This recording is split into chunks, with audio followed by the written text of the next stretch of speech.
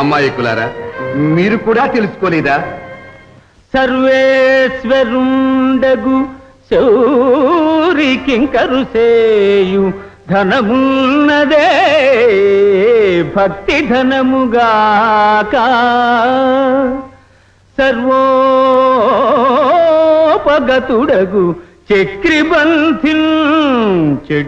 బలమున్నదే భక్తి బలముగాక, సర్వభోక్తను జలజాతాక్షుదనించు ఫలమున్నదే భక్తి ఫలముగాక, సర్వజ్ఞుడైన కేశవుని మెప్పించెడు విజయున్నదే భక్తి విజగాక, సర్వవరదుడైన శార్ని సన్నిధి